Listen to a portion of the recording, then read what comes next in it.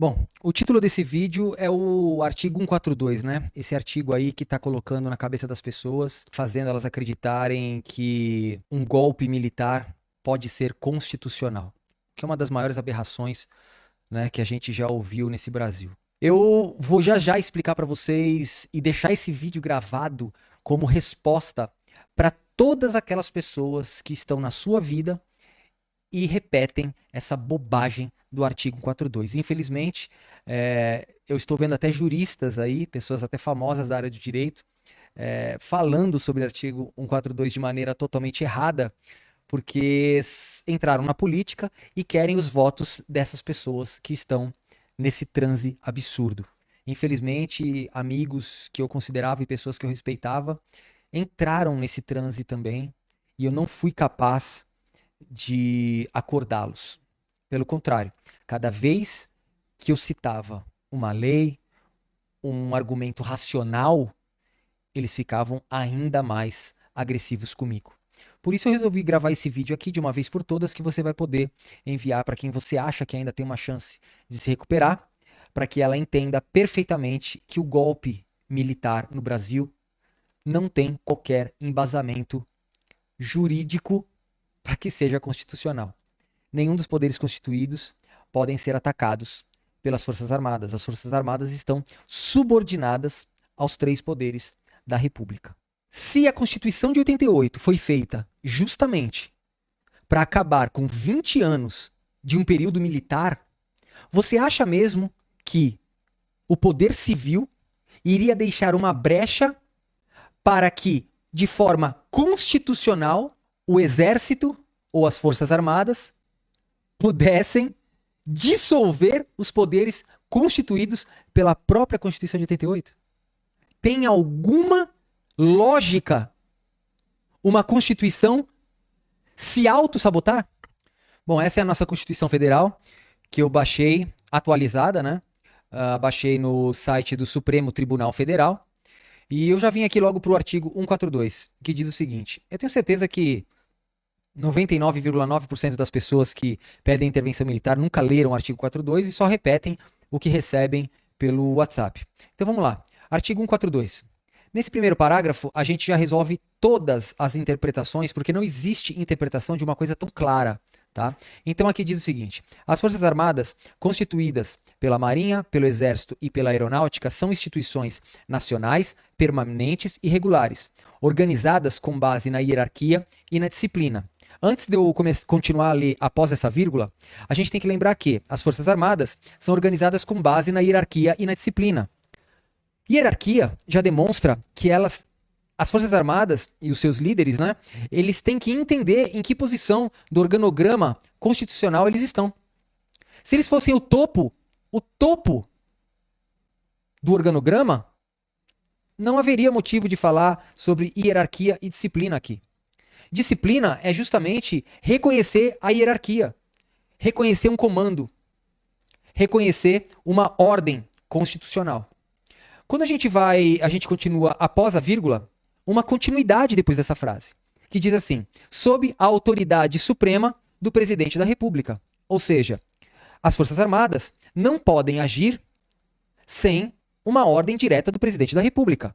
Só que essas ordens, elas não podem ser qualquer ordem. Existe aqui uma missão. E diz aqui: sob a autoridade suprema do presidente da República, e destinam-se à defesa da pátria e à garantia dos poderes constitucionais. E jamais poderiam atacar os poderes a quem elas devem proteger. Por isso eu sempre digo que a Constituição, e principalmente o artigo 142, referente às Forças Armadas, ao contrário do que todos pensam, esse artigo, ele protege de forma integral, ele protege, inclusive com a mão armada, o próprio Supremo Tribunal Federal. Porque o Supremo Tribunal Federal faz parte dos poderes constitucionais. Ele é um dos poderes. O poder legislativo, que é a Câmara e o Senado. O poder executivo, que é o presidente. E o poder judiciário, que é o Supremo Tribunal Federal. Não existe a mínima, remota possibilidade das Forças Armadas, em qualquer em qualquer situação, questionarem sequer o Supremo Tribunal Federal. Não existe. Inclusive, o próprio Superior Tribunal Militar está subordinado ao Supremo Tribunal Federal. E é assim que funciona. Só que tem a última parte, que é a parte mais importante desse artigo.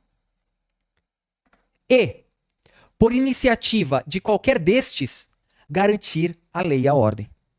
Ou seja, a autoridade suprema do presidente da República também depende da iniciativa dos outros poderes. Os outros poderes também podem pedir o artigo 142, mas obviamente não contra outros poderes, e sim contra algo que esteja tirando a paz pública ou atacando o sistema democrático brasileiro, a própria pátria. Se qualquer um desses poderes pedisse hoje a intervenção militar em outro poder, estariam cometendo um golpe. E é justamente isso que todos os supostos patriotas estão pedindo. A partir do momento que o presidente da República supõe que as Forças Armadas poderiam invadir o Supremo Tribunal Federal e arrancar um ministro ou todos os ministros de lá, as Forças Armadas deixariam de ser uma instituição nacional permanente e regular para se tornarem milícias que não precisam mais respeitar nenhuma ordem constitucional. Caso você não goste do STF, eu preciso te deixar claro que o STF ele pode ser julgado pelo Senado Federal nos crimes de responsabilidade ou, em caso de crime comum cometido por um dos ministros, somente os próprios ministros do Supremo Tribunal podem julgar estes crimes. E não adianta dizer que gosta ou não gosta disso. Você quer mudar tudo isso? Somente com uma nova Constituinte. Então, a gente precisa entender primeiro que o golpe é crime. Você não tem direito de pedir. Isso não é liberdade de expressão. E eu tenho certeza que 99,9% das pessoas que pedem uma intervenção militar, achando que ela pode ser constitucional a partir do artigo 142, são pessoas que nunca sequer abriram a Constituição para dar uma leve passada de olho e, quem sabe, ter lido somente o artigo 142. Não leram. Porque o artigo, ele é claro, ele é cristalino.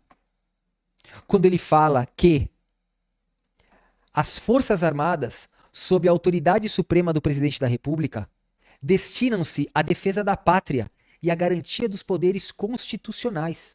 E por iniciativa de qualquer destes quem? Dos poderes constitucionais, garantia da lei e da ordem. As Forças Armadas estão subordinadas aos 3 poderes, cujo comando está na mão do presidente da República. O que faz com que o presidente da República tenha que ser o primeiro a dar o comando de garantir os poderes constitucionais e não atacá-los. E tá aí o exemplo do Peru, onde o presidente da República tentou, de alguma forma, dissolver o Congresso, achando que as Forças Armadas estavam a seu lado. E, para nossa felicidade, em menos de 2 horas ele já estava preso. É assim que funciona uma democracia. E, infelizmente, se amizades estão sendo perdidas para que não sejamos coniventes com esse tipo de atrocidade contra a Constituição, é assim que deve ser.